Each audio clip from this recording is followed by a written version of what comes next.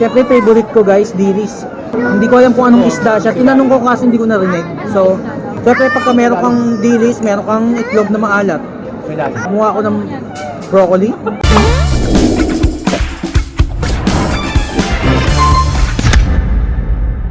Yo, what's up sa inyo mga peeps? And welcome back sa aking YouTube channel. And for today's vlog mga peeps, at pupunta tayo sa isa sa mga sikat at nagte-trending na buffet dito sa Pasay, dito sa Ayala Malls, Manila Bay. At yun ay ang Food Club Manila. So try natin lahat ng mga pagkain doon at i-review natin.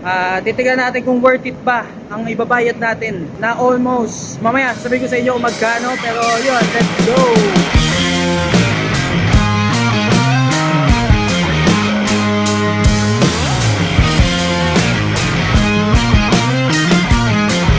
So nandito na kami sa loob ng Food Club. So syempre kasama ko ang aking baby, ang aking anak. At medyo maraming tao rin kung makikita nyo. Hindi kami nakapasok kahit walk-in kami.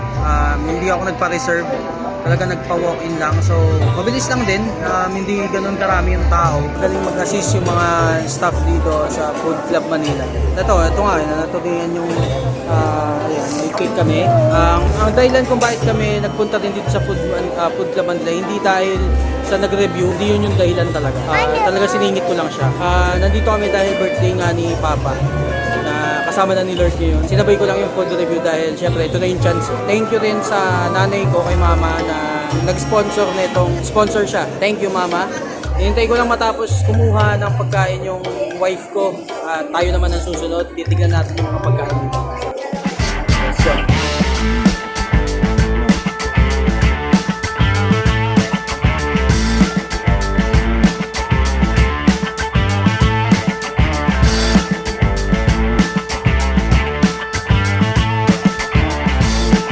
Babes, kumuha na tayo ng first batch natin. Actually, first batch pa lang to. Yan, nakita nyo yung montage na yun. Yung montage na yun ng pagkain, yun yung mga kinuha ko. At meron ako nakuha ditong sobrang curious ako dahil nung inamoy ko siya, medyo parang matamis siya. Hindi ko alam kung kasama siya sa course, pero parang ano siya, dessert. Pudding siya mga beef. Matamis siya, hindi ko akalain.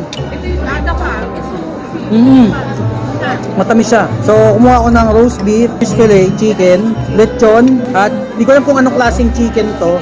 Hainanese, hindi ko alam kung anong klaseng timpla. Mashed potato. So, tikman muna natin yung mashed potato. So, mashed potato.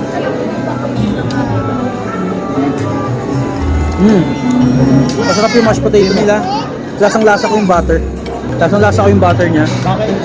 Tapos, lechon. Yan. Actually, wala akong ma-expectin dito. Normal na lasa ng lechon. Normal. So, kumuha ko ng ribs. Hindi ko alam kung anong klaseng luto. Nakalagay lang ribs. Pero, tignan natin kung anong timpla. Masarap. So, may tamis siya. Ang tamis niya parang siyang roast na, parang siyang asado. Parang ganun. Pero malambot. Natutunaw sa bibig yung laman. Then, fish fillet. Normal fish fillet. Ang kakaiba lang mga pips yung lasa, yung sauce. Ito yung sauce. Yung sauce niya hindi gaano matamis, kaya sakto lang. Ito, roast beef. Tikman natin yung roast beef. Titikman ko muna ng walang sauce. Yan, walang sauce. Yung ano?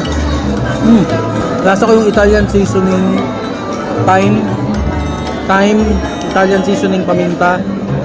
Tingnan natin yung may sauce. Wala ako. Umaga yung sauce, matamis yung sauce. So yung chicken guys, sa chicken. Uy, gusto ko itipla yung chicken nila. May pagka, para siyang Chinese, hindi ko lang kung Chinese vibes yung chicken, yung lasa ng chicken nila. Problem. Ayun, natikman na natin guys. Tikman natin yung next batch na kukunin natin doon. So, let's go.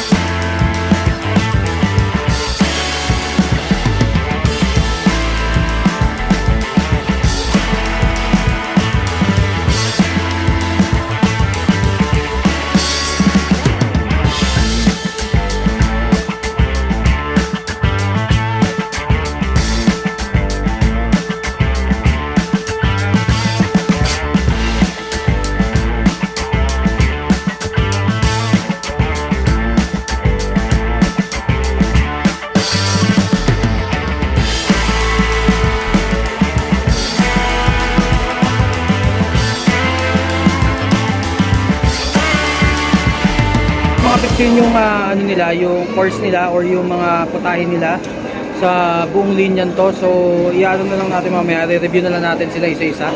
Hindi ko alam kung kaya ko isa-isa pero itatry natin. So, yun, tara. So, yun mga peeps, at nakuha ko na yung huling batch natin kasi alam nyo ba, yung ibang mga pagkain mga peeps, hindi ko na kinuha tulad ng pansit, ng mga kanin, yang chow. Alam nyo na yung kung anong lasa nun. So, tinignan ko na lang dito yung kakaiba at saka yung trick ko. So, unahin muna natin. Siyempre, favorite ko guys, dilis. Typical na dilis. Tapos, tinanong ko kung anong isda tong ilawin nila. Kilawin siya. Hindi ko alam kung anong isda siya. Tinanong ko kasi hindi ko narinig. So, sarap. Siyempre, pagka meron kang dilis, meron kang itlog na maalat.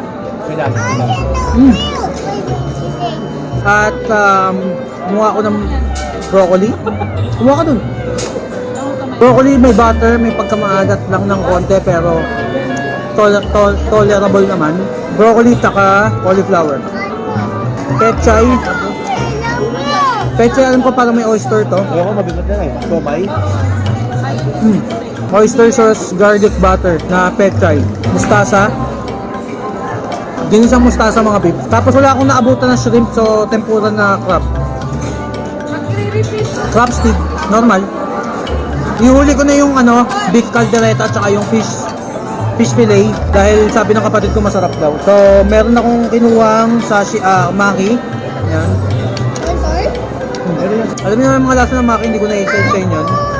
At syempre, may one of my favorite sa mga Japanese food, sashimi. Kasasaw natin sa Japanese sauce na may kalamansi at anong tawag dito, yung luya nila, tsaka yung wasabi.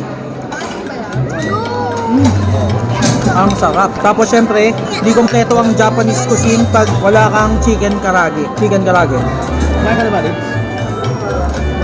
Lasang chicken karage.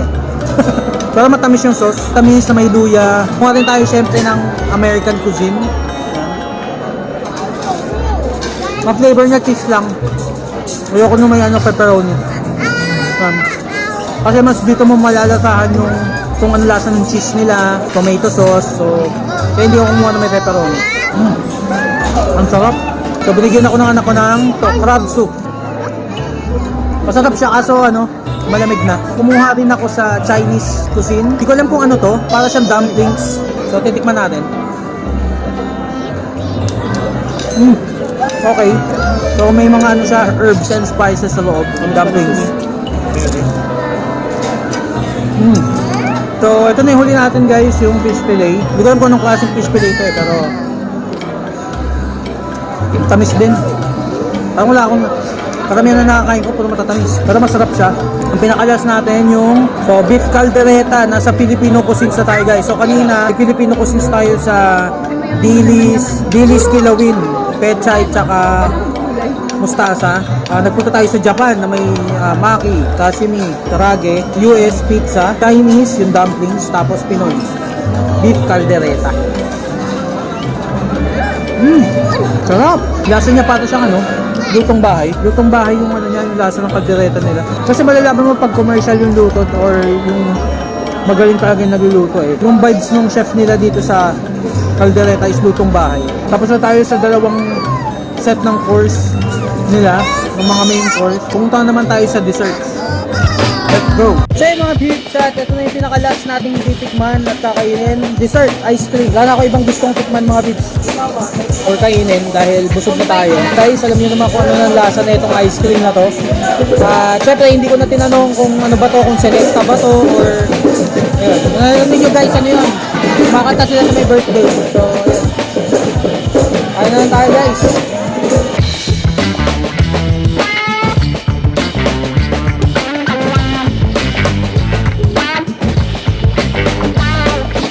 Tapos na kaming kumain at ayun, sana nag-enjoy kayo dun sa mga review natin at sana medyo naintindihan nyo ng konti. Alam kong kulang-kulang din yung mga description ko pero yun lang kasi talaga yung masasabi ko dun dahil yung ibang pagkain alam nyo naman, normal na rin naman sa mga buffet at alam kong alam nyo na yun. So ayun, tinesting lang talaga natin, nag-try lang talaga tayong mag-food trip dito sa Food Club Manila. At ang pinakahuli kong observation dito sa Food Club Manila is, kaya ako maging bias pero mas masarap siya sa ibang natikman ko ng buffet. Yun lang yung masasabi ko dito sa Food Club. Medyo sulit din naman. At ang presyo niya kada isa per person is parang weekend is feeling ko masusulit nyo naman siya kasi ako sobrang nasulit ko. Sumakit na yung tiyan ko kakakain mga peeps. Sana nag-enjoy kayo guys. Don't forget to like, comment, share at mag-subscribe. Ring nyo yung notification bell para kada upload at ma-update kayo. At yun, see you on my next vlog and have a good day. See you. Bye-bye. Goodbye. Babush.